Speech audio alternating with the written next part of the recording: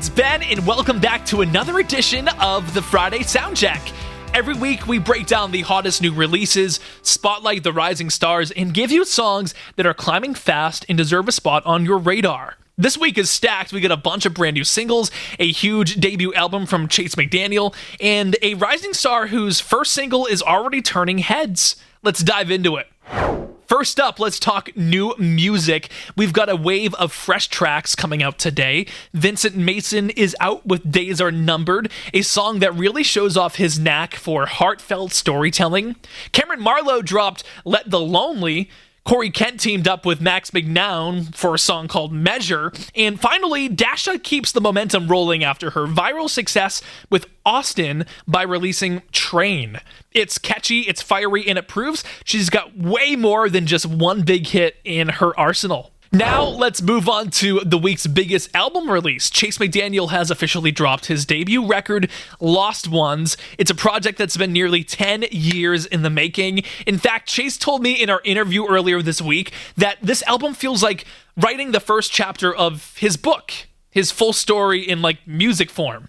Every song on Lost Ones was co-written by Chase himself, and he digs into some pretty heavy but very real themes like mental health, grief, addiction, and the search for community.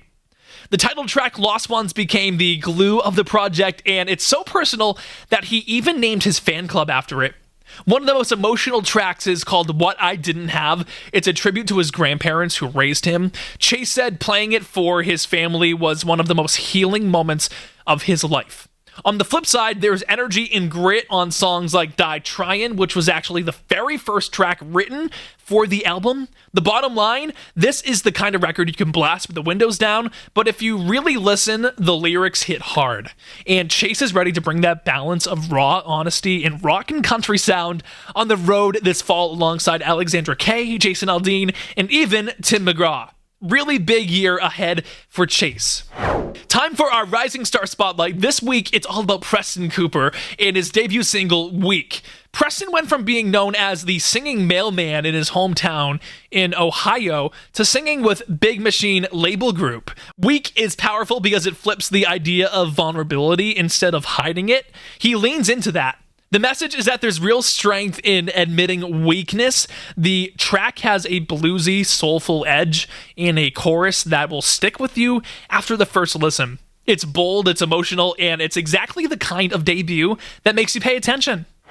And finally, the song you'll be hearing more and more on Country 102.5, George Birge's It Won't Be Long. This one is already knocking on the door of the top 20 and climbing fast. George has a smooth delivery and a style that feels classic yet fresh.